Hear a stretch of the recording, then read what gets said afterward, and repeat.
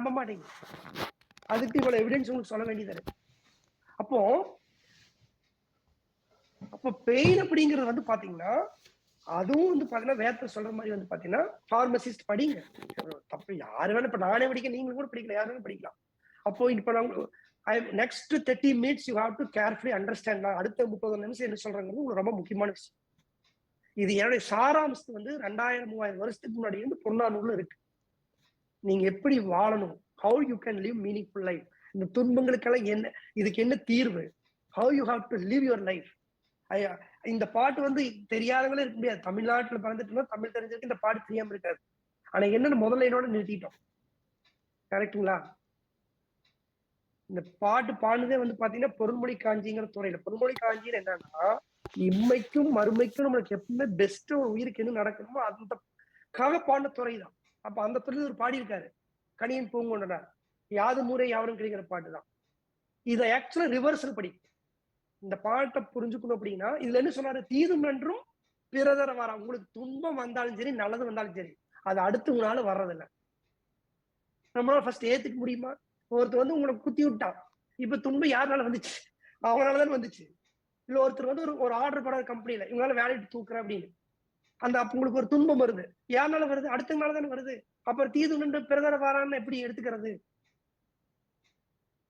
மன்மோகன் சிங் போய் 1 2 3 அக்ரிமெண்ட் போட எங்க கம்பெனிக்கு வந்து பாத்தீங்கன்னா ஆர்டர் வந்துச்சு. அந்த எங்க கம்பெனி பிரச்சனை யாரு காரணம்? அவர் போய் யூஸ்ல போட்டதானே. அப்ப தீது நின்று பிறதர வாரானா, அப்ப நான் யாராவதுனால வருதுன்னு நினைச்சாலும் அப்புறம் எங்க போய் நான் கேள்வின்னு எடுத்துக்க முடியும். அவர் லாஜிக்கா தான் சொல்ல, யார் எனக்கு எல்லாம் என்னோட ஊர் தான், எல்லாரும் என்னோட சொந்தக்காரங்க தான் நினைச்சா. இப்ப கண்ணதாசன் என்ன சொன்னாப்ல, சொந்தக்காரங்க சோறு போராட்டி உனக்கு வந்து பனிஷ்மெண்ட்டாரு. இப்ப இவர் என்னட்டாரு, எல்லாரும் சொந்தக்காரங்க தான் அப்படின்ட்டாரு. அப்ப இன்னொருத்தனால துன்பம் வருதுன்னு நினைச்சிட்டு அவர் சொந்தக்காரன் நினைக்க முடியாது இல்லையா? லாஜிக்கே நீங்க அப்ப அவர் சொன்னது கரெக்ட் தான், தீது மட்டும் பரவாயில்ல. ஆனா எப்படி அது ஏத்துக்க முடியும்?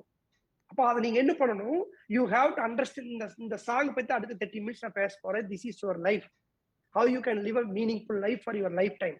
எவ்ரிடே மீனிங் லைஃப் வாழணும் அப்படின்னா இந்த பாட்டை கடைசில இருந்து பார்க்கலாம். ஃபர்ஸ்ட் உங்களுக்கு இதோடைய மேம்போக்கான அடுத்து எல்லாரும் என்ன சொல்றாங்கன்னா, உங்களுக்கு அந்த பாட்டை படிச்சுட்டு சொல்லிடுறேன். தென் ரிவர்ஸ் நான் புரிஞ்சுட்டு விஷயத்தை உங்களுக்கு நான் ஷேர் பண்றேன். யாது ஊரே யாவரும் கேளீர், எல்லா ஊரும் எங்க ஊர் தான், எல்லாரும் சொந்தக்காரங்க தான். ரொம்ப நல்லது. அப்துல் கலாம் சொன்னாரு, இன்னைக்கு ஐநா சபையில் எழுதி போட்டிருக்காங்க, உலகமே நல்லது. ஆனா யாரு ஃபாலோ பண்றாங்க? எல்லாரும் வந்து பாத்தீங்கன்னா சண்டை போட்டுட்டு இருக்கிறாங்க. நாட்டுக்கு நாடு வந்து போர் அது இது நடந்துட்டு இருக்கு. ஆனா எழுதி போட்டிருக்கு ஐநா சபையில. நம்மள நம்ம நம்ம பக்கத்து வீட்டுக்காரங்க கூட நல்லவங்க நடந்துக்கிறோமா? நம்ம சொந்தக்காரங்க அடுத்து விடுங்க, நம்ம எப்படி இருக்கிறோம் திங்க் பண்ணி பாருங்க. சரி, மேட்ருக்கு வருவோம். தீதும் நன்றும் பிறதர வாரா. உங்களுக்கு நல்லது நடந்தாலும் தீமை நடந்தாலும் அடுத்தவங்க உங்களுக்கு கொடுக்க முடியாது. உனக்கே நீ துட்டு கொடுத்து நீ வச்சுக்கிறது நம்மளே வச்சுக்கிறதா. அத பண்ணிட்டு இருக்கிற அதை முதலுக்கிற ஸ்டார்டிங் பார்த்துட்டோம். தீதும் நன்றும் பிறதர வாரம். நோதலும் தனிதலும் அவற்றோர் அண்ணன். அண்ணன்னா அதே மாதிரி. நோதலும் தனிதலும்னா வருத்தப்படுறதும், அதுக்கப்புறம் வருத்தம் இல்லாம இருக்கிறதும். தனிதல்னா மகிழ்ச்சி கிடையாது, வருத்தம் இல்லாம இருக்கிறதும் அதே மாதிரிதான். அடுத்தவங்களால கிடையாது. இந்த இந்த தத்துவத்தை முதல்ல புரிஞ்சுங்க. இன்னொருத்தர் மேல குறை சொல்றதோ, இன்னொருத்தர் மேல பழி போட்டீங்கன்னாவே இதுக்கு அகைன்ஸ்ட் மாதிரிதான். ஆனா பண்றாங்களே சார், நீங்க உங்களுடைய மைண்ட் வாய்ஸ்க்கு எனக்கும் கேட்டுச்சு, அதுக்கான விளக்கு நான் சொல்றேன். சாதலும் புதுவதன்றே. அது என்ன அர்த்தம்? சாகிறது அப்படிங்கிறது ஒரு புதுசு கிடையாது. நீங்க யாராவது சாகறதுக்கு அழுதீங்கன்னா அவரை எழுப்பி விட்டுடலாம். அவர் அதுக்கப்புறம் அழுவாரு, எங்க அப்பா போயிட்டாருன்னு. அவங்க அப்பா தான் எழுப்பி விட்டுடலாம். அவரு அழுவாரு, எங்க அப்பா போயிட்டாரு. எல்லாரும் எழுப்பிட்டு உங்க வீட்டுக்குள்ள எத்தனை பேர் இருப்பான்னு நினைச்சு பாருங்க. அத்தனை பேருக்கு நீங்களே சோறு பண்ணணும். உங்க 10 20 30 பரம்பரை அப்படி உங்க வீட்டுக்குள்ள இருக்காங்க எல்லாரும். அப்புறம் போயிரு கேட்டுருவீங்க. அதெல்லாம் டெம்பரரி அழுகுறது. ஆக்சுவலா நம்ம வந்து சாவுக்கா அழுகிறது இல்லை. இப்ப கூட நிலநடுக்கமாச்சு, எத்தனையோ பேர் செத்து போட்டாங்கன்னா நம்ம டிவியில பார்த்துட்டு அப்படியே வந்து சில்லி சிக்கன் சாப்பிட்டு சொன்னு சொல்லிட்டு அந்த சில்லி சிக்கன் சாப்பிட்டு தான் இருக்கிறோம். யாரும் வந்து பாத்தீங்கன்னா இறப்புக்காக வருந்துறது இல்ல. ஆனா என்னோட அப்படின்னு அட்டாச் பண்ணும்போது வருத்தமே வருது. என்னோட என்னோட பையன் என்னோட அப்படிங்கும் போதுதான் சோகம் வந்துருது. இறப்பு சோகம் இல்லை, அது கூட நீங்க நான் அட்டாச் பண்ணும்போது. அப்போ நீங்க வந்து பாத்தீங்கன்னா ஒருத்தர் இறந்துட்டாங்க அப்படின்னா நீங்க நல்லா உட்காந்து திங்க் பண்ணி பாருங்க. அவரை எதுக்கா நீங்க அழுகுறீங்கன்னா, அவரு நாளும் உங்களுக்கு ஒண்ணு கிடைச்சிட்டு இருந்துச்சு. அன்பு கிடைச்சிட்டு இருந்திருக்கலாம், அரவணைப்பு கிடைச்சிட்டு இருந்திருக்கலாம், ஒரு கேரிங் வந்திருக்கலாம், நீங்க சோர்ந்து போகும்போது தூக்கி விடுறதா இருந்திருக்கலாம். ஏதோ ஒரு விஷயம் வந்து அவர்னால வந்து எப்ப பார்த்தாலும் உங்களுக்கு வந்து பிரச்சனையே வந்து அவரை செத்து போன கவலைப்பட மாட்டீங்க. அது யாரா இருந்தாலும். அப்ப இறப்புக்காக நீங்க வருத்தப்படல, அவர்னால உங்களுக்கு ஏதோ கிடைச்சிட்டு அது மிஸ் ஆகுதுன்னு உங்க சோகத்துக்கு தரீங்க. இப்படி நீங்க அப்படி யாராவது உங்களை இறந்திருந்தாங்கன்னா நீங்க ஒரு எக்ஸசைஸ் பண்ணுங்க. போய் உட்காந்து பொறுமையான இதெல்லாம் நிறைய பேருக்கு பண்ணி அவங்க வந்து அவங்க அம்மா இறந்ததுக்கே நன்றி சொல்லியிருக்காங்க. போய் உட்காந்து பாத்தீங்கன்னா அதனால உங்களுக்கு என்னது கிடைச்சிருந்துச்சு, இப்ப அது வேற ஒருத்தர் உங்களுக்கு கிடைச்சிட்டு இருக்கும். அதை திங்க் பண்ணி எழுதுங்க. ரெண்டாவது அவருக்கு என்ன நல்லா நடந்துச்சு அதனால எழுதுங்க. இதெல்லாம் எழுதுனீங்கன்னா அந்த இறந்து நல்லதுன்னு முடிவுக்கு நீங்க வந்துருவீங்க. அப்ப உங்களுக்கு ஒரு சோகமே இருக்காது. அந்த ரியலைசேஷன் வந்துருவீங்க. சாதலும் புதுமுதன்றே. ஓகே. வாழ்தல் இனிதென மகிழ்ந்தன்று மிளமை. அதுக்காக வாழ்ந்துட்டு இருக்காங்க, வாழ்ந்துட்டு இருக்கோம் அப்படிங்கிறதுக்கு அதான் சந்தோஷம் நினைச்சு நீங்க சந்தோஷமும் இருக்காதீங்கிறார். அப்ப இருந்து நல்லா புரிஞ்சுக்க வேண்டியது துன்பத்துக்கு ஆப்போசிட் வந்து மகிழ்ச்சி இல்ல. அப்ப என்ன? இதுக்கு பேர் வந்து பாத்தீங்கன்னா பீஸ். அதுக்கு ஒரு புக் எடுத்து வச்சிருக்கோம், நான் படிச்சு காட்டுறேன். பீஸ், அமைதி தான் நம்ம ஆக்சுவலா எதிர்பார்க்கிறது. இப்ப சந்தோஷம் இப்ப வந்து பிரியாணி சாப்பிட்டா நல்லா நினைக்கிறோம், வாங்க வந்துருச்சு ஹாப்பி தான். கொஞ்ச நேரம் சாப்பிடுறதுக்கு பிரியாணியே போர் அடிச்சிருது, ஒய்ஃப் போர் அடிச்சிடுறாங்க, கார் போர் அடிச்சிருது. எதுக்கெல்லாம் நீங்க ஏங்கி ஏங்கி சந்தோஷம் தள்ளி தள்ளி போட்டு கிடைச்சி சந்தோஷப்பட்டீங்களோ இப்போ அது உங்களுக்கு சந்தோஷம் கொடுக்குதா? அப்ப நம்மளுக்கு ஆக்சுவலா தேவை வந்து பாத்தீங்கன்னா துன்பம் இல்ல மகிழ்ச்சியும் இல்ல. நீங்க மகிழ்ச்சின்னு சொன்னாவே நீங்க அப்ப அதுக்கு டிஃபரன்ஷியேட் பண்ண ஆரம்பிச்சிருங்க. அப்ப எல்லா நேரம் மகிழ்ச்சியா இருக்க முடியும், அப்ப துன்பங்கிறது ஒரு வந்துருது. கம்பராமாயணத்துல ஒரு பாட்டு ஒரு கோசம் எப்படிப்பட்டதா வன்மை இல்லை அப்படின்னு ஆரம்பிப்பாரு. வன்மையில எடுத்துங்க, வள்ளல் தன்மை இல்லைன்னு அர்த்தம். அப்ப உடனே வந்து பாத்தீங்கன்னா நம்மளுக்கு என்ன நெகட்டிவா சொல்லாது. எனக்கு வரியோர் வரி வறுமையே இல்லைங்கனால வள்ளல் இல்லை. யாருக்குமே இறந்தவர் இல்லைன்னா பிச்சை போடுங்க, பிச்சை கேட்கறது இல்லைன்னா பிச்சை போடுங்க. நம்ம அந்த மாதிரி சமயத்தை நம்ம உருவாக்கணும். ஆக்சுவலா பிச்சைக்காரங்க பிச்சை போட வேண்டாம், பிச்சைக்காரங்க இல்லாத சமயத்தை உருவாக்க முடியும், அனாதை இல்லாத சமயத்தை உருவாக்க முடியும். எல்லாரும் பெத்தவங்க அப்படி பார்த்துட்டு அப்புறம் எதுக்கு அனாதை முதியோர் எதுவும் வராது. சோ நம்ம பாயிண்ட் அதுதான். அப்ப என்னன்னா மகிழ்ச்சின்னு சொன்னாதான் ஆட்டோமேட்டிக்கா நீங்க இப்ப மகிழ்ச்சியா இருக்கேன்னு இப்படியே இருந்துக்க மாட்டீங்க. அப்ப இன்னொரு டைம் என்ன வாரீங்க, துன்பத்துக்கு போறீங்க. அப்ப ரெண்டுக்கு நடுவில் என்னன்னா நீங்க வந்து you need peace of mind. Okay, மகிழ்ச்சி வேண்டாம், முடிவின் இன்னாதென்றது மிளகு. முடியல, சோகம் வரும்போது, பிரச்சனை வரும்போது துக்கம்னு இருக்க வேண்டாம், துன்பம்னு நினைக்க வேண்டாம், வாழ்க்கைக்கு சந்தோஷம் நினைக்க வேண்டாம். முடியுமா? அவர் அடுத்து அது வழி சொல்றாரு. மின்னோடு வானம் தன் துளி தலையானாது. அதாவது மின்னல் அடிச்சு வானத்திலிருந்து வந்து மென்மையான நீர் எப்படி வந்து இறங்குதோ, நம்ம குழந்தையா பறக்கும் போது அப்படித்தான். அத்தனை எத்தனை விஷயங்கள். we are very simple person தான் பறக்கிறோம். கல் பொறுத்து இறங்கும் மல்லல் பேரியாற்று அப்படின்னா அது வந்து கல்லு மலையில அந்த பாறையெல்லாம் இடையில வரும், அதுல அடிச்சு ஒரு பேராறது அந்த பாருங்க, சாதாரண மென்மையான துளியா விழுகுது, அது ஒரு கட்டத்துல என்ன ஆயிருதுங்க, ஆறா மாறிடுது. சோ நம்மளும் சைல்டா இருக்கும், அதுக்கப்புறம் we are very so powerful person மாற முடியும். அதுதான் மீனிங் ஆக்சுவலா. அதனால ஒரு தன் துளி வார்த்தை பரப்ப மென்மையான துளின்னு சொல்லிட்டு கல் பொறுத்து மல்லல் பேரியாற்றுன்னு என்ன அர்த்தம்? அப்ப அந்த மென்மையான தண்ணி இன்னைக்கு இப்ப எப்படி மாறிடுச்சுன்னா, அது குறுக்கு நெருக்கக்கூடிய அந்த பாறையில அடிச்சு நிறுத்திட்டு அது வரக்கூடியதெல்லாம் அது ஒரு வழி ஏற்படுத்தி போயிட்டே இருக்குது. நதி பின்னாடி போகாதுங்குவாங்க. நீர்வழி படுவும் புனை போல் அந்த அப்படி போற அந்த ஆத்துல வந்து ஒரு தெப்பம் வந்து பாத்தீங்கன்னா அந்த தண்ணியோட டைரக்ஷன் போயிட்டு இருக்கு இல்லைங்களா, அந்த தெப்பம் எப்படி போகுங்க, அந்த தண்ணி எப்படி எல்லாம் போதோ அதுக்காக வளைஞ்சு வளைஞ்சு தண்ணி கூடவே தான் போகும், அது எதுக்கு போகாது, அது சேம் டைரக்ஷன் போகும். அந்த மாதிரி ஆறுயிர் முறை வழிபடும். உங்களுடைய உயிர் வந்து பாத்தீங்கன்னா முறையா போகும். அப்படின்னு நடத்தமே எல்லாரும் எப்படி பதில் சொல்றாங்கன்னா, உங்களுக்கு ஒரு விதி இருக்குதுப்பா, அந்த விதி மாதிரிதான் நான் நடக்கு, நீங்க உனக்கு நடக்கிறது அப்படித்தான் நடக்க, ஒண்ணும் பண்ண முடியாதுங்கிற மாதிரி விதிப்படிதான் உங்க வாழ்க்கை போகணும். இது அது மீனிங் எடுத்துல முறைனா இட்ஸ் நாட் அகராதி நிகண்டு வந்து பார்த்தா அப்படிதான் சொல்லுது. ஆனா அகராதி நிறைய மீனிங் இருக்கு. இப்ப நம்ம வந்து செயல்முறை கல்விங்கிறோம், தொழில்முறை கல்விங்கிறோம், முறமாமேன்னு சொல்றோம், அங்கேயும் முறைன்னு வருது இல்லையா, இட்ஸ் a கைண்ட் ஆஃப் தொழில்.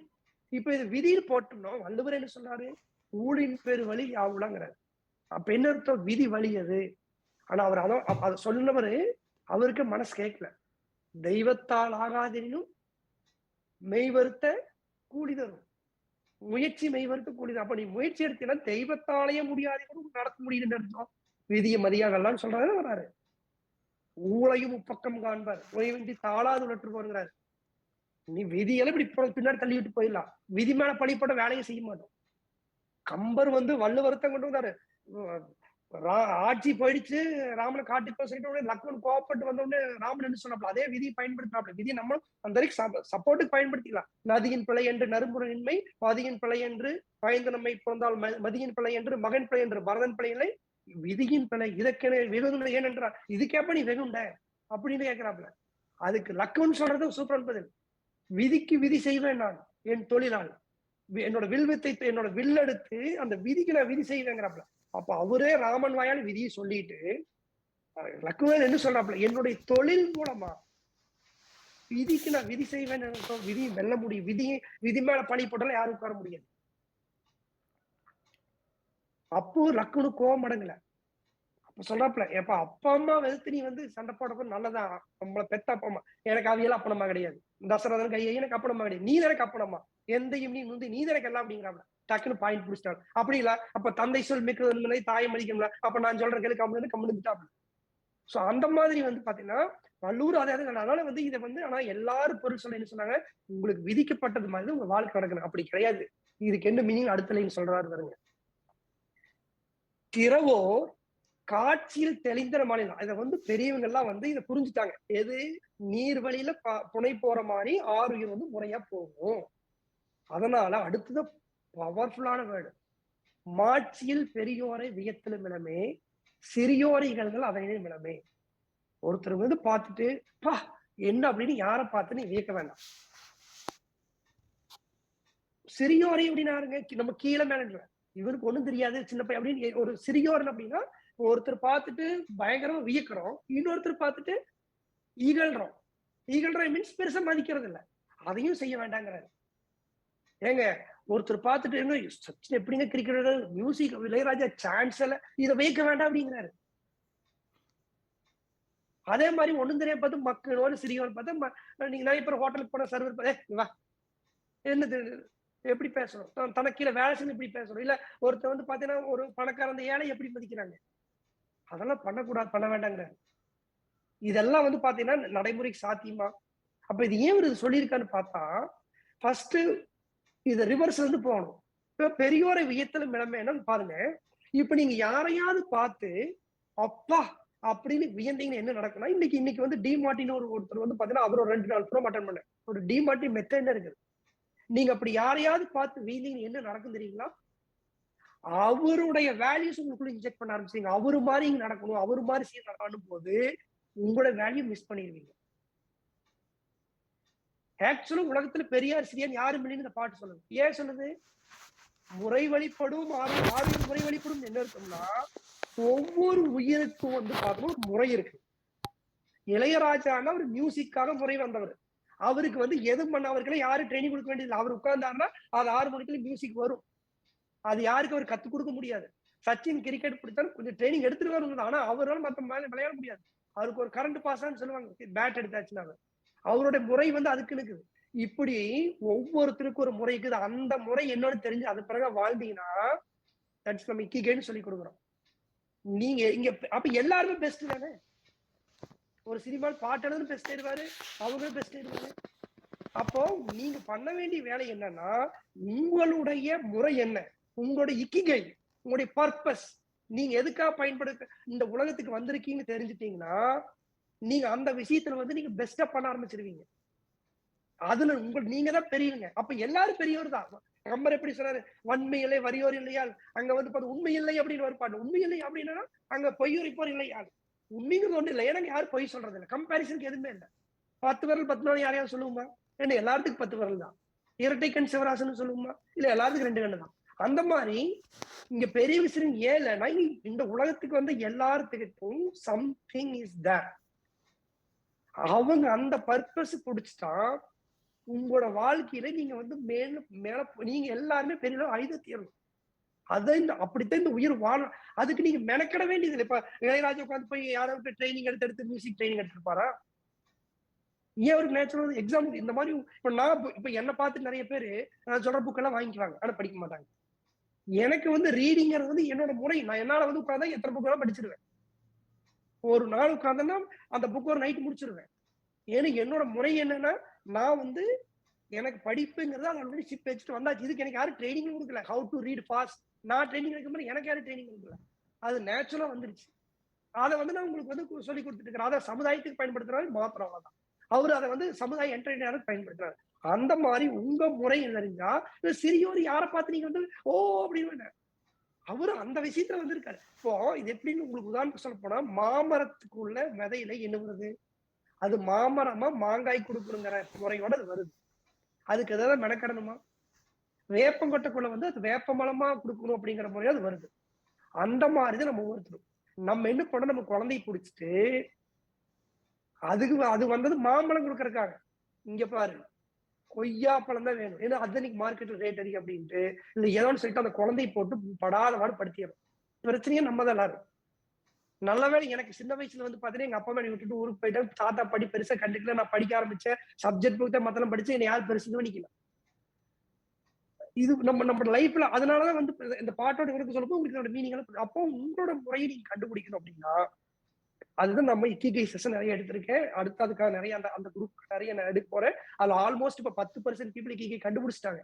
நீ என்னோட கோல் வந்து பாத்தீங்கன்னா அத்தனை பேர்த்தையும் கண்டுபிடிக்க வைக்கணுங்கிறதுக்காக நான் நிறைய ட்ரைனிங் போயிட்டு இருக்கேன். நான் கண்டுபிடிச்ச மாதிரி ஒவ்வொருத்தரோட முறையை அவங்க கண்டுபிடிச்சிட்டாங்கன்னா, அவங்க அந்த ஃபீல்டு பெரிய ஆளாயிருவாங்க. அது நாட்டுக்கு எவ்வளவு பெனிஃபிட்டா இருக்கும். அப்ப நீங்க நினைச்சு பார்த்தா ஒவ்வொரு சயின்டிஸ்ட் ஆகட்டும், ஒவ்வொரு இவங்கலாம் வரும்போது பாத்தீங்கன்னா, அவங்க அதுக்குன்னே வந்தவங்க. அவங்க அதுக்குன்னு மெனக்கெட வேண்டியதில்ல. 300 400 வருஷத்துக்கு முன்னாடி வந்து நியூட்டன் வந்து பாத்தீங்கன்னா, அப்ப வந்து பாத்தீங்கன்னா பிளேக் நோய் வந்துருச்சு லண்டன்ல. இன்னும் கேம்பிரிட்ஜ்க்கு வந்து பாத்தீங்கன்னா லீவ் விட்டாங்க. 2 மாசம். இப்ப கொரோனா லீவ் விடுற மாரி. நியூட்டன் வந்து தோட்டத்துல போய் ஹாயா படுத்துட்டு பார்த்தாரு, ஆப்பிள் கீழ விழுந்துச்சு. ஏன் கீழ விழுதுன்னு பார்த்தாரு. உடனே அவருக்கு வந்து பாத்தீங்கன்னா கிராவிடேஷன் ஃபோர்ஸ் அடுத்த பிசிக்ஸ்க்கு வந்து பாத்தீங்கன்னா, அது அது எத்தனை மாற்றத்தை கொண்டு வந்துச்சு, எத்தனை கண்டுபிடிப்பு இன்னைக்கு வரைக்கும். அந்த ஒரு கண்டுபிடிப்புனால. அந்த 400 வருஷம் முன்னாடி எங்க கொள்ளு தாத்தா வந்து இருப்பார் ராமனகொண்டரு. நான் பார்த்து யார் அந்த டைம்ல இருந்தாங்கன்னு. போய் பார்த்தா 5 எங்க அம்மா தலைமுறை தான் கண்டுபிடிக்கும், எங்க அப்பா தலைமுறை கண்டுபிடிக்க முடியல. ராமனகொண்டருக்கு 2 சம்சாரம். அவரு அன்னைக்கு ஏதோ அவர் அங்க ஆப்பிள் மரம் இருந்திருக்காது எங்க ஊர்ல. கண்டிப்பா நான் ஏதோ தென்னை மரமே ஒண்ணு இருந்திருக்கும். அவர் படுத்து இருந்திருப்பாரு, தேங்காய் விழுந்திருக்கும். என்ன பண்ணிருப்பாரு? நல்லா காய் நல்லா இருக்குதுன்னு எங்க பாட்டிட்டு கொடுத்து, அப்பக்க இந்த பாட்டிகிட்ட தேங்காய் சட்னி வேண்டியதை சொல்லி கொடுத்துருப்பாரு, தேங்காய் பால் காய்ச்சி சொல்லியிருப்பாரு. அவர் அடுத்து வாய்ஸ் ரெடி பண்ணியிருப்பாரு. அவரு ஏதாவது கண்டுபிடிச்சிருந்தாரு, எனக்கு ராயல்டி வந்துட்டு இருந்தது. அப்போ ஆனா அவரு எங்க தாத்தாக்கு வந்ததுக்கான பர்பஸ் நிறைய இருந்திருக்கும். ஆனா நியூட்டனோட பர்பஸ் அவர் ஈஸியா கண்டுபிடிச்சிட்டாரு. அந்த அந்த வாய்ப்பருக்கு தேவைப்பட்டுச்சு அவ்வளவுதான். அந்த பிளேக் நோய் வந்ததும் அதெல்லாம் வந்தது காரணம் அவர் அதை கண்டுபிடிக்கணுங்கிறதுக்கான இன்சிடென்ட். இந்த மாதிரி உங்க லைஃப்ல உங்க முறையை கண்டுபிடிக்கிறதுக்கு சில துன்பங்கள் வந்த மாதிரி இருக்கும். சில நோய் வரும், சில சுச்சுவேஷன் வரும். அது வந்து பிறராலையும் கூட வரும். அப்ப அதை நீங்க துன்பம் எடுத்துக்கூடாது. அதை நீங்க துன்பம் நினைச்சு இப்ப கேம்பிரிட்ஜ் லீவ் விட்டாங்க, எனக்கு நீ இப்ப அந்த வேலையில அங்க போக முடியாது துன்பம் எடுத்திருந்தாலே கண்டுபிடிச்சிருக்க முடியாது. அப்ப உங்க வாழ்க்கையில நடந்துச்சுன்னா அதை இன்பம் துன்பமும் டேக் பண்றது நீங்க தான். ஆனா அதை வந்து நீங்க எப்படி பார்க்கணும் அப்படின்னா, அது இன்பமோ துன்பமோ வாழ்க்கையில இன்ஸ்டன்ட் உங்களை அந்த முறையை கண்டுபிடிக்கிறதுக்கு அது ஹெல்ப் பண்ணிட்டே இருக்கும். நீங்க வந்து நான் இக்கிகை செஷன் எடுக்காட்டியும் உங்க வாழ்க்கை வந்து உங்களை அப்பப்ப வந்து பாத்தீங்கன்னா அதை கண்டுபிடிச்சா அந்த இடத்துக்கு கொண்டு வரக்காக அதை தண்ணி போகும்போது இடையில வந்து பாத்தீங்கன்னா பெரிய பாறை வந்து டைரக்ஷன் மாத்தி விடுற மாதிரி உங்களுக்கு வர்றது. அதுதான் வந்து பாத்தீங்கன்னா நீங்க என்ன நினைச்சுக்கிறீங்க, என்னை இவர் துன்பப்படுத்திட்டாரு. இப்ப என் லைஃப்ல வந்து சில இன்சிடென்ட் எழுதி வச்சிருக்கேன். எனக்கு எனக்கு துன்பம் எனக்கு நினைச்சதுனால துன்பம் வர்றதுன்னு சில இன்சிடென்ட். இப்ப திங்க் பண்ணி பார்த்தா அது எப்படி என்னுடைய முறையை கொண்டு வந்து சொல்றேன் பாருங்க. நான் சின்ன வயசுல இருக்கும்போது வந்து 3ஆவது படிக்கும் போது எங்க அப்பா அம்மா வந்து பாத்தீங்கன்னா பாட்டி வீட்டுல விட்டு அவங்க வந்து கர்நாடகா தோட்டம் பார்க்க போயிட்டாங்க. இங்கெல்லாம் மழை இல்லைன்னு சொல்லிட்டு. அப்ப எனக்கு என்ன பிரச்சனை, அந்த அன்பு கேங்குறேன். அப்பா அம்மா பார்க்க முடியலையேன்னு சொல்லி துன்பம் தான். ஆனா அதுதான் எனக்கு என்ன கிடைச்சது. எனக்கு அப்ப நிறைய இந்த மாதிரி என்னோட படிப்பு யாரும் எனக்கு கண்டுக்கல, தாத்தா பாட்டி. அப்ப எனக்கு ஆட்டோமேட்டிக் இந்த மாதிரி எக்ஸ்ட்ரா லைப்ரரி போறது, புக் எடுத்து படிக்கிறது, முழு வேலையை மூழ்கிட்டு நான். எனக்கு அந்த ஃப்ரீடம் எங்க அப்பா அம்மா கொடுங்கன்னா கண்டிப்பா அதுக்கெல்லாம் விட்டுருக்க மாட்டாங்க. ஏன்னா இது ஒரு நாள் வந்து பார்த்துட்டு வீட்டுக்குள்ள சாப்பிட்டு தூக்கு கடிக்கிறது, அதை தீ வைக்கிறதுக்கு மாட்டேங்க எங்க அம்மா. அதுக்கப்புறம் நான் சொல்லி சண்டை போட்டு இன்னைக்கு கூட நான் சோஃபா பார்க்கும்போது புக் செல்ஃப் பார்க்கும்போது ஏன்டா ஒன்னமா புக் வாங்கிட்டு இருக்கேன் அப்படின்னாங்க. அப்ப என்னன்னா நம்மளுக்கு அந்த அது இப்ப பார்த்தா என்ன நினைக்கிறது, இட்ஸ் ஹேப்பன் ஃபார் குட். அதுக்கப்புறம் எனக்கு வந்து பாத்தீங்கன்னா தமிழாசிரியர் என்னோட கனவா இருந்துச்சு. எங்க அக்கா என்ன பண்ணுச்சு, நீ வந்து பாத்தீங்கன்னா மெக்கானிக்கல் இன்ஜினியரிங் டிப்ளமோ பண்ணிட்டாங்க. இப்ப எனக்கு அது பெரிய வருத்தம் வந்துச்சு. தமிழ் பிடிக்குது, நம்ம தமிழ் ஆளுங்களுக்கு எனக்கு தமிழ் ஆசிரியர் கூட எனக்கு ஒரு ஆதர்ச புருஷனா தெரிஞ்சாங்க. நானும் தமிழ் ஆசிரியர் அவங்க மாதிரிதான் ஆகும்னு நினைச்சிட்டு இருந்தேன். நான் ஆய்ந்து உண்மையில நினைச்சு பாக்குறேன். ஆய்ந்து என்ன இருப்பேன், தமிழ் படிச்சிருந்தேன்னா ஒரு தமிழ்வாதியாரா இருப்பேன். ஸ்கூல்ல நினைச்சிருப்பேன், ஏதாவது இலக்கணம் சொல்லி கொடுத்துட்டு இருப்பேன். வெண்பாக்கு இலக்கணம் எடுத்துட்டு ஈரடி முச்சீராய் நான் மெய்திக்கிறாடி எல்லாம் நான் சீராய் இயற்சீரும் மென்சீரும் வந்து இயற்சீர் வெண்டலை மென்சிறு மேவி செப்பலோ சீர் 4 மணி காசு பிறப்பு வெண்பொழி இலக்கணம் சொல்லி கொடுத்துட்டு இருப்பேன். எனக்கு பிடிச்ச தமிழ் படிச்சிருப்பேன். சமுதாயத்துக்கு மாற்றத்தை ஏற்படுத்திருப்பான டவுட். ஃபினான்ஸ் அது வந்து பிரின்சிபல் சொல்லுவாங்க, எங்க தமிழ் எல்லாம் இப்ப யாருமே படிக்கிறாங்க, உங்க பேர் பிசிக்ஸ் டீச்சர் கூப்பிட்டுருக்கான்னு இருப்பாங்க. கெமிஸ்ட்ரி பிசிக்ஸ் முக்கியத்துவம் கொடுத்துறாங்க. அப்ப எனக்கு தமிழ் படிச்சு ஏன்னா என்னால வந்து அதெல்லாம் வச்சு ஸ்டூடெண்ட் லைஃப்ல மாற்றத்தை ஏற்படுத்தி இருக்க முடியுமா, என்னோட இக்கிகையா மாறி இருக்குமா, அதுன்னு சொல்ல முடியாது. பேபி ஏதோ பட்டிமன்ற பேச்சாளர் போய் கொஞ்சம் பேசி நிறைய ஃபேன்ஸ் இருப்பாங்க, கொஞ்சம் பணம் வந்திருக்கும். ஆனா சமுதாயத்துல மாற்றத்தை அதனால வந்திருக்குமானா அது கிடையாது. ஏதோ என்டர்டைன்மெண்ட்டுக்கு பேசிட்டு இருக்கலாம், அவ்வளவுதான். அப்போ நான் மெக்கானிக்கல் இன்ஜினியர் ஆனது அது போனது ஒரு விதத்துல நல்லாதான். அதனால எனக்கு வந்து பாத்தீங்கன்னா அந்த மெக்கானிக்ஸ் படிக்கும் போது எனக்கு ஒரு பெரிய துன்பம் என்ன நினைச்சு தெரியுங்களா? அந்த சேர்ந்ததுல இருந்து என்னுடைய கனவு வந்து அந்த கேம்பஸ் இன்டர்வியூல பாஸ் ஆகி அந்த டிவிஎஸ் லைலாண்ட் மாதிரி பெரிய கம்பெனிக்கு வேலைக்கு போகணும். ஏன்னா 30,000 சம்பளம். நார்மலா வேற கம்பெனிக்கு நான் போனப்போ 1000 சம்பளம் கிடைச்சா இருக்கும், டிப்ளமோ முடிச்சு. ஆனா அந்த கேம்பஸ் செலக்ட் வந்து 30,000 எவ்வளவு பெரிய பணம். என்னோட கடன் எல்லாம் 2 மாசம் சம்பளத்தை அடைச்சு முடிச்சிடலாம். அப்படி நினைச்சிட்டு இருக்கும்போது கோயம்புத்தூர் குண்டு வெடிச்சது. கோயம்புத்தூர் குண்டு வெடிச்சுல என்ன போச்சுன்னா, கேம்பஸ் வரும்போது வந்து கோயம்புத்தூருக்கு இந்த பக்கத்துல பசங்க எல்லாம் கூப்பிடல. நான் ஹெச்ஓடி போய் சண்டை போட, சார் நீங்க சொல்லி நான் பொள்ளாச்சி இந்த நெகமொழி ஒரு பஸ் வருது அதுல வந்திருப்பலாம் நீங்க சொல்லிட்டு அழுகிறவர்கிட்ட இன்டர்வியூக்கே நான் போக முடியல.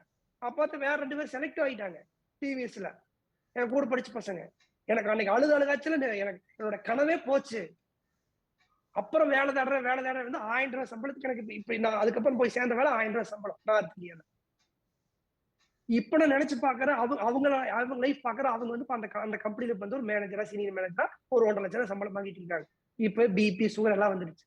இப்ப நானும் அப்படி தெரிஞ்சிருப்பேன். தேங்க் காட் அது எனக்கு அந்த குண்டு நடந்துச்சு. இப்ப நினைச்சு பாருங்க, அந்த துன்பம் வந்து என்ன அந்த முறையை கண்டுபிடிக்கிறக்காதான். அதுக்கப்புறம் வந்து பாத்தீங்கன்னா கம்பெனிக்கு போனேன், அது படிச்சேன், நல்லா இதாச்சு. அதுக்கப்புறம் வந்து பார்த்தா நல்ல ஜிஎம்ஐ போஸ்ட் வந்துட்டு இருக்கும்போது வாழ்க்கை சூப்பர், 1,00,000 ரூபாய் சம்பளம் வாழ்க்கை அப்படின்னு போயிட்டு இருக்கும்போது மன்மோகன் சிங் அமெரிக்கா போனார், 9 ரெக்ரூட்மெண்ட் போட்டாரு. ரஷ்யா வந்து பாத்தீங்கன்னா சூ-30 ஏர்கிராஃப்ட் ப்ராஜெக்ட் நிறுத்திட்டாங்க. எனக்கு அந்த கம்பெனில 6 மாசம் சம்பளம் இல்ல, பிரச்சனை பெருசாயிடுச்சு. துன்பம் தான் அன்னைக்கு. இப்ப நினைச்சு பார்த்தோம் அது துன்பம் இல்லை, அது நடந்து முடித்தா நான் ஐ காட் அவுட் பாயிண்ட். அதுக்கப்புறம் என்ன வந்துச்சு, அதனாலதான் என் பிசினஸ் வந்து அப்பதான் வேற ஒரு எனக்கு இந்த பிசினஸ் தாண்டி என்னோட ஜாப் தாண்டி ஒரு வேற ஏதாவது பண்ணி ஆகும். Secondary source of income. Secondary source of income எனக்கு வேலையை டிஸ்டர்ப் பண்ணக்கூடாது, இன்வெஸ்ட்மெண்ட் பண்ணக்கூடாதுன்னா மார்க்கெட்ல ஆம்பே தவிர வேற பிசினஸ் கிடையாது. இது ஒண்ணுதான் அவன் பெஸ்ட் பிசினஸ் தெரிஞ்சது. அதனால ஆம்பே பிசினஸ்க்குள்ள ஆம்பே பிசினஸ்க்குள்ள வந்து 10 வருஷம் நல்ல வாழ்க்கையில துன்பமான வாழ்க்கையா தான் இருந்துச்சு. அப்புறம் ஒவ்வொரு எக்ஸ்பீரியன்ஸ் கடன் ஓவர் ஆச்சு, வேலையும் இல்ல, பிசினஸ்ல இன்கம் இல்ல. அந்த கடனால் பட்ட அவதிகள் அதை நான் சமாளிச்சு வந்ததா இன்னைக்கு நாள் 5 நாள் மணி சீசன் வந்து இது மாதிரி வேற யாரும் எடுக்க முடியாது மார்க்கெட்ல. அது வேற மாதிரி எடுப்பாங்க, இந்த மாதிரி எடுக்க முடியாது. இது என்னுடைய பிராக்டிகல் எக்ஸ்பீரியன்ஸ். இன்னைக்கு அது எத்தனை ஆயிரம் பேருக்கு இன்னைக்கு ஹெல்ப் பண்ணிட்டு இருக்குது. இன்னைக்கு நம்ம கம்யூனிட்டியோட ஸ்டார்டிங் பாயிண்ட் மணி சீசன் ஆகி போச்சு. இப்ப அந்த அனுபவம் இன்னைக்கு எத்தனை பேருக்கு ஹெல்ப் பண்ணுது. அடுத்தது வந்து பாத்தீங்கன்னா எல்லாம் போயிட்டு இருக்கும்போது கொரோனா வந்துச்சு. கரெக்டா பிசினஸ் வைக்க கொரோனா வந்துச்சு. கொரோனா துன்பமா இல்ல, கொரோனா வந்ததுக்கு அப்புறம் தான் நான் ஜூம் மீட்டிங் பீப்புளை கனெக்ட் பண்ண முடிஞ்சது. 10 வருஷம் கழிச்சு நடக்க வேண்டிய பிசினஸ் இன்னைக்கு நடந்துட்டு இருக்கு. இன்னைக்கு பாரு 350-400 பேர்த்த வந்து பாத்தீங்கன்னா ஒரே டைம்ல கனெக்ட் பண்ணி பேசுறோம் அப்படின்னா பிகாஸ் ஆஃப் இந்த டெக்னாலஜி. இதெல்லாம் கொரோனா வந்து கொரோனா வந்து நல்லதா எப்படி பிளேக் நோய் வந்து நியூட்டனுக்கு 2 மாசம் லீவ் கிடைச்சதோ கொரோனா வந்து உண்மையான பிசினஸ் எல்லாம் டவுன் ஆயிடுச்சு. துன்பம் தான். இப்ப இந்த பாட்டை பாருங்க, இப்ப உங்களுக்கு அர்த்தம் புரியும்.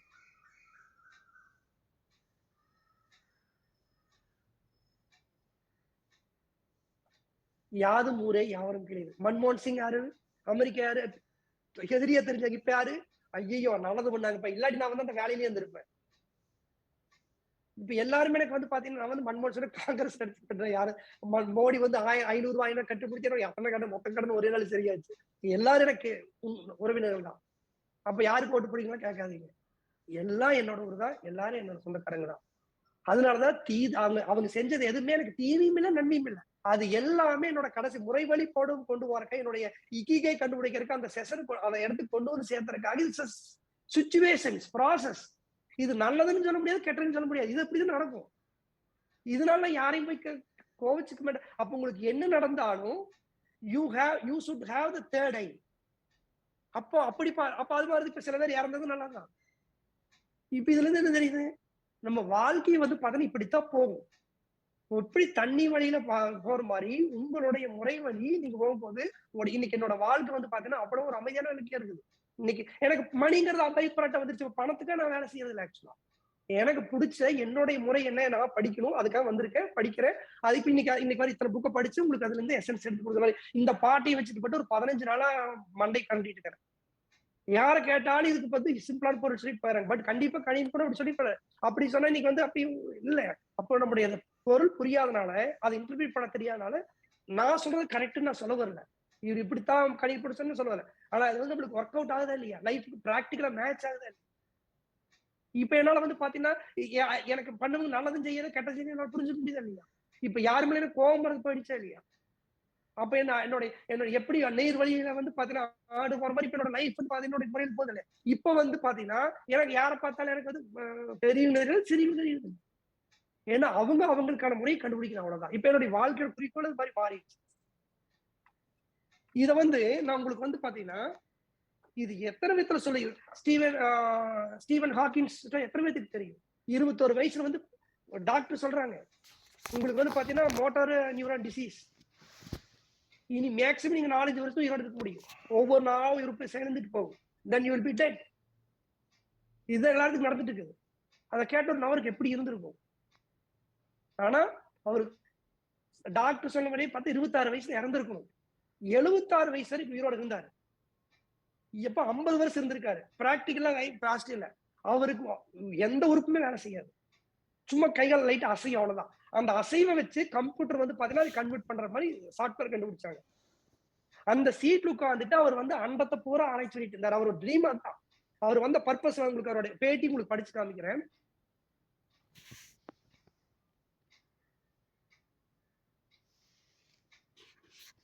அவர் ஒரு பேட்டியில் கேட்கிறாங்க, despite the difficulties involved, you have increased your public appearances. You keep a dizzying schedule of trips, lectures, interviews, festivals, almost like a rock star. Why do you do it? அவர் சொன்ன பதில் பாருங்க.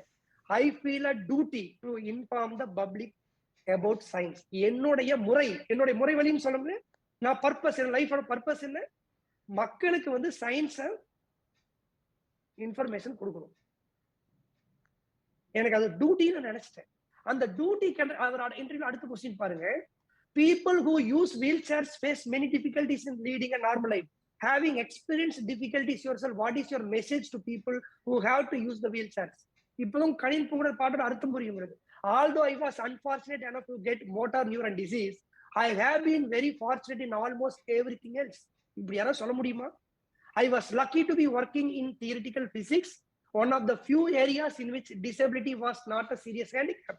இப்ப என்னோட அந்த கை அசைவு, என்னோட திங்கிங் இருந்த போது பிசிக்ஸ் ஆராய்ச்சி பண்ணி கூடி. அதனால எத்தனை புக் எழுதியிருக்காரு. You have to read his brief history of time படிச்சு பார்க்கணும். லேட்டஸ்ட் எழுதுன புக் அவர் இறக்கிறதுக்கு முன்னாடி எழுதுனது. Big question small answer, big question small answers.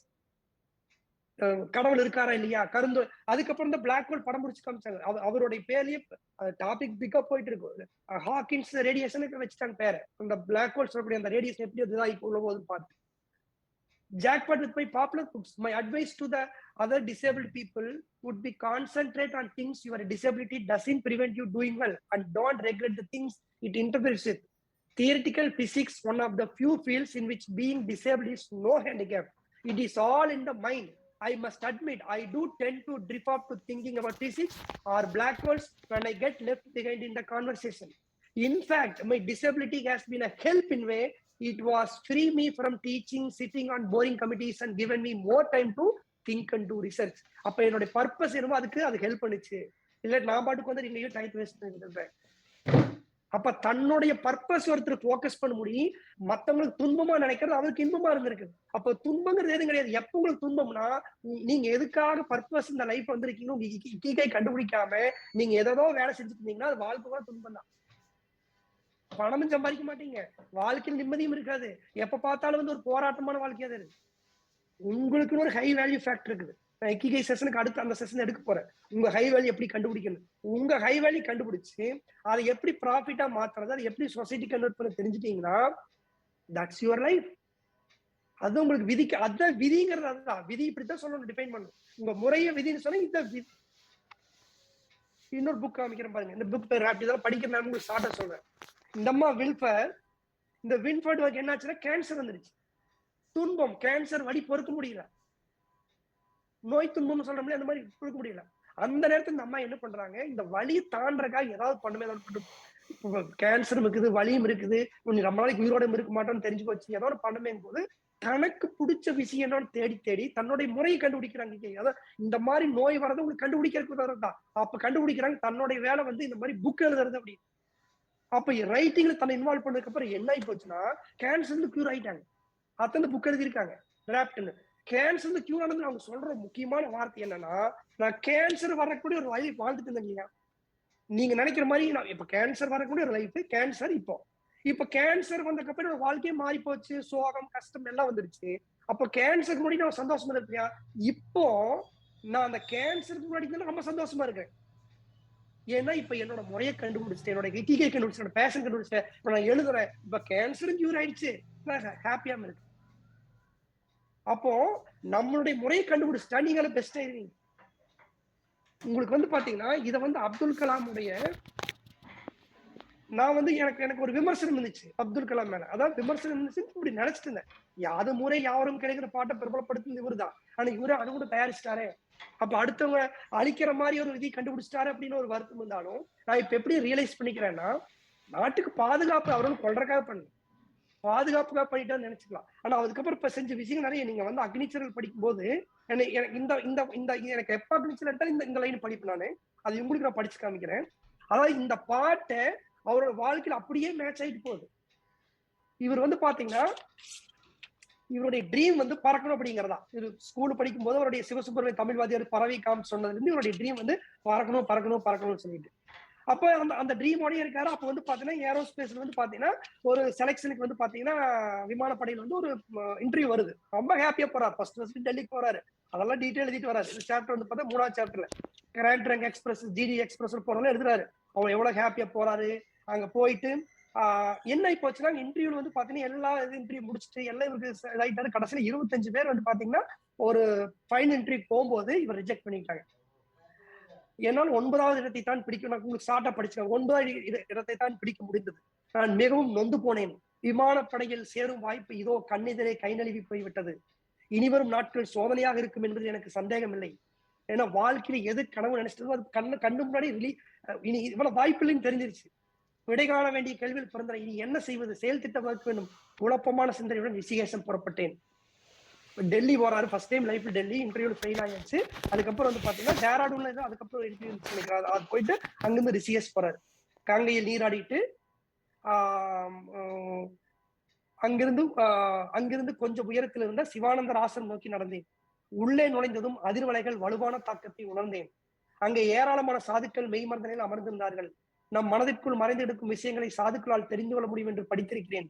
எனக்கு இருந்த விரக்தியான மனநிலையில் என்னை வாட்டிக் கொண்டிருக்கும் சந்தேகங்களுக்கு அவரிடம் விடை தேடினேன். வெள்ளை வெளியேறு வேட்டியும் மரப்பாதையும் அணிந்து புத்தரை போல் காட்சியளித்த சுவாமி சிவானந்தரை அங்கு சந்தித்தேன். இதை நான் எத்தனை தடவை படிச்சிருக்கேன். பளபளக்கும் தேகம், ஊடுருவி பார்க்கும் விழிகள், கருணை பொங்கும் முகம், கள்ளம் கபடமற்ற குழந்தையின் புன்னகை. அவரை பார்த்ததும் அப்படியே சிலையாகிவிட்டேன். சுவாமியிடம் என்னை அறிமுகம் செய்து கொண்டேன். என்னுடைய முஸ்லிம் பெயர் அவரிடம் எந்த சலனத்தையும் ஏற்படுத்தவில்லை. நான் வாயை திறப்பதற்கு முன்பே என் துயரத்தின் மூல காரணம் பற்றி வினவினார். இவருங்க மாண்டூக்கிய உபநிஷம் சொல்ற மாதிரி நம்ம எல்லாம் ஒண்ணுதான். அதைத்தான் ஆதிசங்கர் மொழிபெயர்த்து அத்வைதம் சொன்னார். துவைதம்னா டிஃபரெண்ட். அத்வைதம்னா எவ்ரி சேம். என் வேதனைகள் அவருக்கு எப்படி தெரிந்தது என்று சொல்லவில்லை. நான் அதை கேட்கவில்லை. பறக்க வேண்டும் என்ற நீண்ட நாளை ஆசை நிராசையாகிவிட்டதையும் இந்திய விமானப்படையில் சேர முடியாமல் போனதையும் அவரிடம் கூறினேன். தன்னோட தோல்வி சொன்னார். இப்படி லைஃப் நம்மளுக்கு வாழ்க்கை எப்படியாவது தோல்வி வரும், பிரச்சனை வரும். அவர் புன்னகைத்தார். அந்த புன்னகை என் துயரங்களை எல்லாம் அடித்து சென்றது. மெல்லிய குரலில் ஆனால் அழுத்தமாக அவர் சொன்னார், இதயத்திலிருந்தும், இந்த வார்த்தை நல்லா கவனிச்சுக்கங்க, இதயத்திலிருந்தும் துடிதுடிப்பு உணர்விலிருந்தும் துளிர்விற்று தூய்மையாகவும் வலுவாகவும் இருக்கும் ஆசைக்கு அபாரமான மின்சக்தி உண்டு.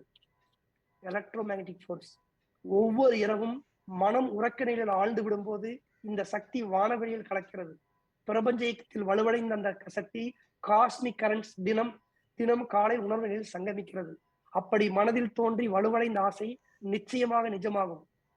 யுகம் யுகமாக தொடர்ந்து வரும் இந்த கருத்தை சூரியோதயம் வசந்த காலம் எப்போதும் மாறாமல் நிகழ்வதை நம்புவது போல் நீ நம்ப வேண்டும் இளைஞனே அப்படின்ட்டு அவர் சொன்ன அடுத்த பேராக பாருங்க.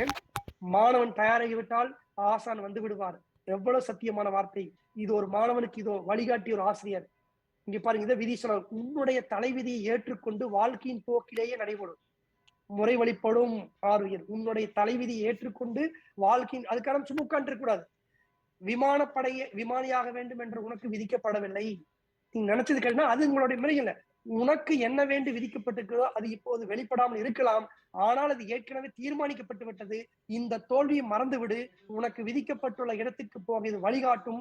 உன்னுடைய இறப்புக்கான நிஜமான நோக்கம் என்ன என்ற தேடல் இறங்கு. உன்னுடைய சுயத்தோடு நீ ஒன்றிடு. என் மகனே, கடவுளின் விருப்பத்திற்கு ஒப்படைத்து விடு. தலை இதுதான் என் தலையெழுத்து என்றால் அது அப்படி நடக்கட்டும் என்று நினைத்துக் கொண்டேன். ஒரு வழியாக மன அமைதி அடைந்தேன். அதற்கு பிறகு விமானப்படையில் சேர முடியாமல் போயிட்டு என்ற வருத்தமோ அல்லது வேதனையோ தீதும் நன்றும் பிறதரவாரா. இதெல்லாம் 1958 வருடங்க அனுபவங்கள் சொல்லிட்டு அதே மாதிரிதான் இறப்பு வந்தப்போ அவங்க அப்பா சொல்றது பாருங்க. இவருடைய அக்கா வீட்டுக்காரர் இறந்துட்டாரு. ஆக்சுவலா அவர் இறங்கும்போது ரொம்ப இருக்கு இதாயிட்டு வீட்டுக்கு போறாரு. அவருக்கு ரொம்ப அவரோட வாழ்க்கையில முக்கியமான நபர். ஆக்சுவலா அவருடைய முதல் இறப்பு சந்திக்கிறாரு. அப்ப அவங்க அப்பா கையை பிடிச்சிட்டு அவங்க அப்பா அழுகல. ஆக்சுவலா மருமக சித்தாப்புல அப்பா அழுகல. அபுல், கடவுள் எப்படி நிழல்களை பெரிதாக்குறது என்பதை நீ பார்க்கவில்லையா? எல்லாம் அவன் விருப்பப்படிதான் நடக்கின்றன. நிழல்களை ஒரே மாதிரியாக அவனால் வைத்திருக்க முடியாதா? அவற்றின் மாற்றத்தை தீர்மானிக்கும் சக்தியை சூரியனுக்கு வழங்கி கொஞ்சம் கொஞ்சமாக நிழல்களின் அளவை சுருக்கிறார். இரவை படைத்து இரவு கோழி தந்து ஓய்வெடுக்க உறக்கத்தையும் தந்தவர் அவர்தான். ஜலாலுதீன், அதான் மருமகன் இறந்தது. ஜலாலுதீன் ஆழ்ந்த உறக்கத்தில், கனவுகள் இல்லாத உறக்கத்தில் மூழ்கி இருக்கிற இப்படித்தான் இறப்பு பார்க்கணும். அவருடைய இருப்பு முழுவதும் சாதாரணமான உணவற்ற நிலையில் முழுமையாக ஓய்வு கொண்டிருக்கிறது. அல்லாவின் ஆணை இல்லாமல் எதுவுமே நமக்கு நடக்காது. அவரே நமது பாதுகாவலர். என் மகனே, அல்லாவிடம் நம்பிக்கை கொள். இப்படி சொல்லியவாறு சுருக்கம் விழுந்த இமைகளை மெதுவாக மூடிக்கொண்டு ஒரு யோக நிலையில் ஆழ்ந்து விட்டார் எனது அப்பா. மரணம் என்னை எப்பொழுதும் அச்சுறுத்தியதில்லை. அதே மாதிரி அவங்க அம்மா இறந்தப்ப அப்படித்தான் நினைச்சிட்டு ஒரு மாதிரி போறாரு. மசூதிக்குள் உட்கார்ந்து இருக்கும்போது அவருக்கு ஒரு அசிரியர் மாதிரி கேக்குதாமா. என்ன கேக்குதா? அவர்களுக்காக நான் விதித்திருந்த வேலையை மிகுந்த அக்கறையோடும் சிரத்தையோடும் நேர்மையோடும் அது அவங்களுடைய முறை வழி என்ன? இந்த பையனை பெற்றெடுத்து இந்த நாட்டுக்கு கொடுக்கணும். சிரத்தையோடு நிறைவேற்றிருக்கிறார்கள். வேலை முடிந்ததும் என்னை வந்தடைந்து விட்டார்கள். அவர்களின் பணி முடிந்த நாளுக்காக நீ ஏன் துக்கப்படுகிறாய்? உன் முன்னே உள்ள பொறுப்புகளில் கவனம் செலுத்து. உன்னுடைய செயல்கள் மூலம் என்னை பெருமைப்படுத்து. யாரும் இப்படி பேசலை. ஆனால் இந்த வார்த்தைகள் உரத்த குரலும் தெளிவாகவும் நான் கேட்டேன். ஃப்ரெண்ட்ஸ், இது ஒரு சமயவாதி எழுதல, ஒரு சயின்டிஸ்ட் எழுதின புக். அவரோட நோக்கத்தை கண்டுபிடிக்கிறார். எனது ஜீவனின் ஒவ்வொரு துளியும் எஸ்எல்வி உருவாக்கத்தில் ஈடுபடுத்த விரும்பினேன். எனக்காக கடவுள் விதித்திருந்த திட்டத்தையும் அவனது பூமியில் நான் பிறந்ததற்கான நோக்கத்தையும் நான் கண்டுகொண்டது போல உணர்ந்தேன். நான் பயணப்பட வேண்டிய பாதையும் கண்டுபிடித்தது போல எனக்கு தோன்றியது. கடைசி நேரத்தில் எழுதியிருப்பாரு. ரொம்ப அற்புதமான வார்த்தைங்க. அதோட I want to finish this session. அதாவது அந்த பிரச்சனையெல்லாம் வரும்போது, தோல்வி போட்டு அழுத்தும் போது, வாழ்க்கையில நீ என்னடாக்கு நினைக்கும் போது, இன்னல்களும் பிரச்சனைகளும் நம் வளர்ச்சி அடைவதற்காக கடவுள் வழங்கும் வாய்ப்புகள் என்பதுதான் என் நம்பிக்கை.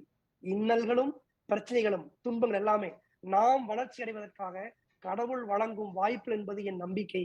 எனவே உங்களுடைய நம்பிக்கைகளும் கனவுகளும் லட்சியங்களும் தகர்க்கப்படும் போது அந்த சிதைவுகளுக்கிடையே தேடி பாருங்கள். இடிபாடுகளுக்கிடையே புதைந்து எடுக்கும் ஒரு பொன்னான வாய்ப்பு உங்கள் கண்ணில் படக்கூடும்.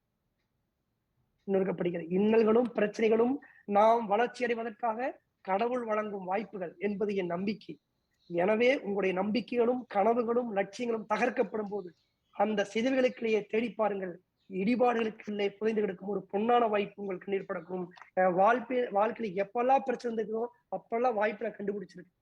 இது உங்களுக்கும் நடக்கும். கண்டுபிடிச்சீங்கன்னா உங்க லைஃப் முறைவழிப்படும். இக்கிகையில் அடுத்த செஷன் உங்களை நான் சந்திக்கிறேன். டெஃபினட்டா பாத்தீங்கன்னா what's your take away.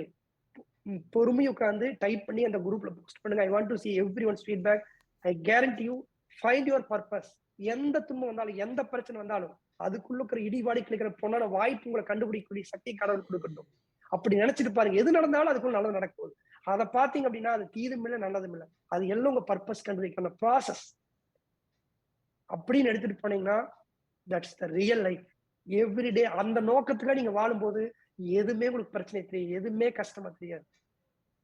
Life is so smooth. மத்தவங்க என்ன பார்த்தா ரொம்ப ஹார்ட் ஒர்க் பண்ண நினைப்பாங்க. இவ்வளவு படிக்கிறாரு, இவ்வளவு நேரம். எனக்கு அதெல்லாம் பாத்தீங்கன்னா ஐஸ்கிரீம் சாப்பிடுற மாதிரி குழந்தைக்கு. நைட் பூரா புக் படிச்சுட்டு எனக்கு தூக்கும் போச்சுன்னா கவலை இருக்காது. அது மாதிரி உங்களோட முறையை கண்டுபிடிச்சு, உங்களுடைய பர்பஸ் கண்டுபிடிச்சு அந்த உங்களை ஈடுபடுத்திட்டீங்கன்னா மணி இஸ் பை ப்ராடக்ட். தூக்கம்ங்கிறது இருக்காது, துன்பம் இருக்காது. எது நடந்தாலும் அதை இன்னும் பெஸ்டா பண்ணிட்டு. I hope I make some sense in your life today. Go, don't sleep, think your purpose, share your feedback, see you at the top. Thank you.